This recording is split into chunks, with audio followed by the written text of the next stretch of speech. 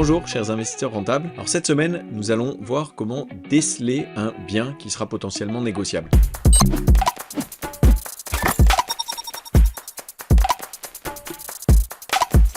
L'idée bien sûr c'est d'avoir des bonnes méthodes pour négocier, c'est d'avoir les bonnes méthodes de calcul qui vont nous permettre de définir le prix auquel on veut acquérir un bien, mais surtout pour se mettre dans les meilleures dispositions pour faire une bonne négociation, il va falloir repérer les biens qui sont potentiellement négociables. Donc il y a un certain nombre d'indices qui vont nous permettre de nous orienter vers ces biens plutôt que vers d'autres sur lesquels la négociation sera bien plus difficile. Alors premier indice qui mange pas de pain, c'est simple, c'est quand le mot urgent est dans la description de l'annonce. Ça tout simplement, les personnes vont le mettre quand il y a peut-être des impôts à payer suite à une succession, on va le voir juste après, quand c'est dans le cadre de séparation, dans des situations en fait si vous voulez où les vendeurs ne sont pas tranquillement en train d'attendre et ils pourraient vendre aussi bien aujourd'hui que dans 6 mois. Alors parfois on a besoin de vendre urgemment mais on le précise pas dans l'annonce, il faut savoir que si c'est précisé dans l'annonce, ça vous donne directement une phrase d'accroche pour savoir quelles sont les raisons pour lesquelles cette vente est urgente et donc ça va vous permettre un levier de négociation. Donc ça c'est le plus important, on l'a déjà vu dans la vidéo qui est dédiée à ce sujet que vous pourrez retrouver juste dans la description de cette vidéo en dessous, il faut trouver des biens sur lesquels il y a des travaux à faire. Ça, c'est toute la clé d'un investissement rentable, c'est de ne pas s'orienter vers des biens qui sont prêts à l'emploi, puisque naturellement, la personne a déjà fait tout le travail, elle a fait les travaux, il est habitable ou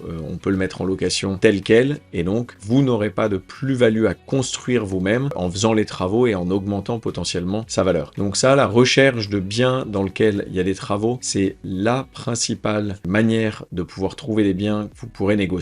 Ça peut être des travaux de rénovation énergétique comme on va le voir après, ou ça peut être des travaux parce que le bien est vraiment dans un mauvais état ou simplement qu'il y a besoin de le rafraîchir. Voilà, il y a plusieurs niveaux. Faut pas forcément aller chercher par contre des biens sur lesquels il y a complètement à se projeter un immense espace qui peut se transformer en loft, etc. Pour une première opération, ça peut faire envie parce que ça donne l'impression qu'on peut faire une énorme plus-value ou une rentabilité si c'est pour du locatif, mais vous prenez quand même beaucoup plus de risques sur l'inconnu. Donc on va plutôt aller vers des biens qui nécessitent des travaux mais qui vous semblent quand même un petit peu raisonnables. On passe maintenant au troisième point qui va vous permettre d'identifier une annonce dans laquelle il sera potentiellement facile de négocier. C'est les biens qui sont vendus suite à un héritage. J'en parlais très rapidement dans le premier point sur le côté de l'urgence. Après un héritage, il faut savoir qu'il y a plusieurs caractéristiques qui vont vous permettre d'être meilleur en négociation. La première, c'est que vous avez affaire à un certain nombre de personnes en face de vous, potentiellement 2, 3, 4, 5 enfants, peut-être même encore plus, qui sont tous attachés au bien parce que ça appartenait à un proche, un parent par exemple, mais ils peuvent aussi être complètement désintéressés parce que c'est pas dans une région qu'ils connaissent, c'est pas un bien dans lequel ils allaient, et donc ils vont forcément vouloir plus vite s'en débarrasser puisque ça va leur permettre d'éviter d'avoir à gérer les soucis de copropriété, les soucis d'éventuels travaux, etc. Donc il y a ce côté un petit peu urgence, on ne connaît pas le bien et on veut s'en débarrasser. Ensuite, le fait que vous ayez plusieurs personnes en face de vous, ça veut dire que l'effort à faire pour chaque personne est moindre. Donc si vous faites une négociation de 10 000 € et qu'il y a 5 personnes, ce n'est que 2 500 € par personne avant impôt. Il faut savoir qu'ils auront potentiellement des impôts aussi s'il y a une plus-value qui est estimée sur le prix auquel ils l'ont été. Le fait que cet effort soit divisé entre plusieurs personnes va rendre beaucoup plus facile la négociation. Si vous amenez un bon dossier, que vous créez une bonne relation avec les vendeurs ou avec l'agent, on va vouloir privilégier votre offre, même si elle est un petit peu en dessous, parce que finalement, l'effort, la baisse que devra consentir chaque propriétaire est moins importante. Ensuite, tout simplement aussi, lorsqu'il y a des héritages, les enfants doivent se mettre d'accord, doivent échanger par mail, par WhatsApp, etc. Donc ça prend beaucoup plus de temps. Donc on a moins envie de faire de nombreux allers-retours quand on est côté vendeur dans ce cas-là. Et donc ça va être un avantage pour vous quand vous êtes côté acquéreur. Donc vraiment, essayez au maximum de rechercher les annonces qui présentent des biens qui appartiennent à des indivisions, donc à plusieurs personnes qui ne sont pas forcément organisées en société. Et surtout, si ce n'est pas précisé dans l'annonce, demandez-le systématiquement. Essayez d'obtenir cette information parce que ça va vraiment vous aider dans l'approche humaine des rapports, d'échanges et de négociations que vous allez pouvoir avoir. Quatrième point, c'est que le bien a un côté atypique, de forme, de disposition, de décoration et surtout souvent de nombre de pièces qui n'est pas adapté à sa taille. Je prends l'exemple ici d'un 60 mètres carrés avec seulement une chambre ou d'un grand studio, un grand studio de 30 mètres carrés ou encore un bien avec une grosse hauteur sous plafond sur lequel on pourrait potentiellement agrandir. Ça va être des bonnes sources de négociation parce que certes le bien fait une bonne taille mais on l'exploite pas à son plein potentiel. Le vendeur pourra pas vendre aussi bien un 60 mètres carrés avec une seule chambre que si c'est un T3 donc avec 2 chambres. Et donc donc vous allez utiliser ce côté non exploité à son plein potentiel pour pouvoir négocier le bien, mais surtout ça va vous permettre aussi derrière d'augmenter sa valeur, puisque vous allez pouvoir augmenter sa capacité de logement, hein, puisque vous allez pouvoir ajouter une pièce, vous allez pouvoir, si c'est un studio avec une grosse hauteur sous plafond, vous allez pouvoir mettre une mezzanine en dur qui va augmenter la capacité aussi, et donc vous avez à la fois un bon levier pour pouvoir négocier et la possibilité derrière d'augmenter pour vous la valeur, que ce soit la valeur locative ou la valeur à la revente. Donc le cinquième point, c'est le fait qu'il y ait un mauvais DPE. Ça, le mauvais DPE, c'est un élément très facile pour faire votre négociation, puisque d'une part, tout le monde le connaît, donc on est obligé d'être d'accord dessus, et en plus, maintenant, vous avez la possibilité dans les DPE d'avoir des estimations des travaux qui sont à effectuer pour gagner une lettre. Donc ce qui est très intéressant avec ça, et je vous invite à regarder la vidéo qui est dédiée à ce sujet, je vous remets le lien en description, donc sur l'analyse d'un DPE, c'est que si vous prenez un petit peu le temps de comprendre et de vous approprier les éléments qui sont précisés dans le DPE, vous verrez que parfois, on vous dit que pour 10 000 € vous pourriez gagner une lettre, 10 000 € de travaux, ça vous permettra d'améliorer l'efficacité énergétique et donc de gagner une lettre, mais en fait, en y regardant de près, vous pourriez potentiellement focaliser sur certains des éléments de rénovation qui sont recommandés, et donc gagner cette fameuse lettre, voire gagner plus, tout en dépensant moins. Et donc ça va vous permettre de faire une belle négociation basée sur les montants estimés dans le DPE, mais ensuite de pas forcément exactement faire cette dépense pour peut-être même gagner plus en efficacité énergétique. Donc il est très important de se former, de s'informer et de comprendre comment analyser ces DPE et comment analyser les travaux qui sont proposés, parce que là-dessus, il y a une vraie possibilité de créer une différence de niveau d'information entre le vendeur et vous-même. Point d'attention, il faut bien sûr fuir les annonces qui disent spécial investisseur ou idéal pour investisseurs, parce que ça, généralement, sont plutôt des biens sur lesquels justement tout le travail a déjà été fait, et donc les pouvoirs de négociation sont assez diminués, puisque vous avez des biens qui sont la plupart du temps prêts à l'emploi.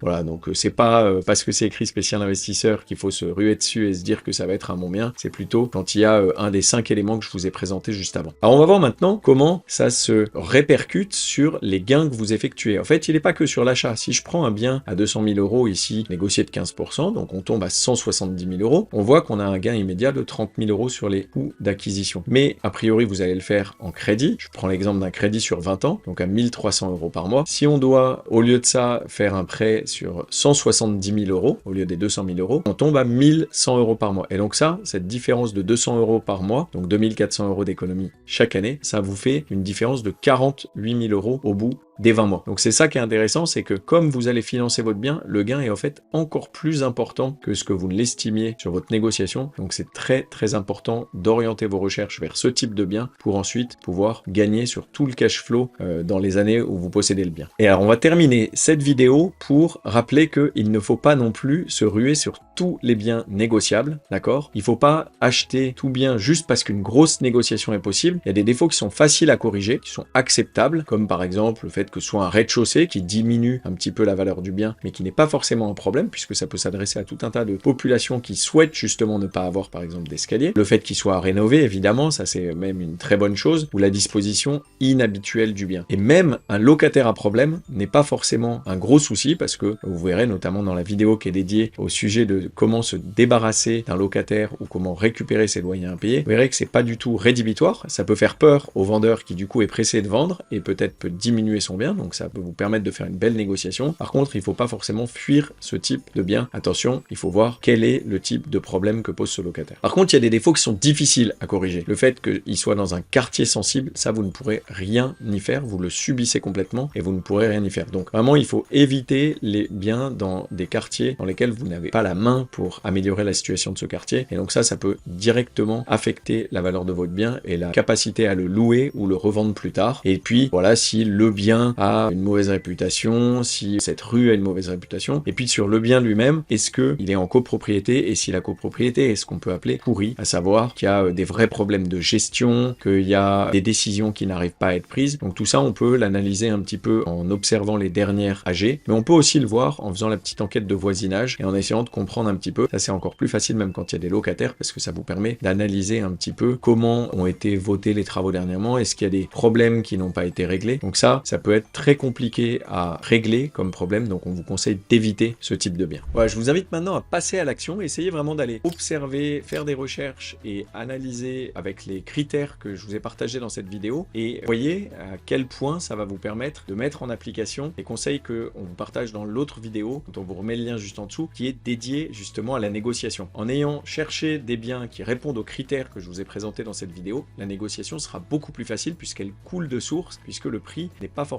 défini, puisque c'est pas un bien prêt à l'emploi, c'est un bien dans lequel c'est vous qui allez potentiellement créer de la valeur. Vraiment, passez à l'action, faites ce petit exercice, vous allez voir que c'est beaucoup plus facile qu'on ne le croit de négocier parfois 5, 10, 20 000 euros quand on a identifié le bon bien. Voilà, je vous invite aussi, si vous le souhaitez, à télécharger le guide, nos 12 conseils les plus souvent partagés sur l'investissement immobilier, et je vous dis à très bientôt pour la prochaine vidéo.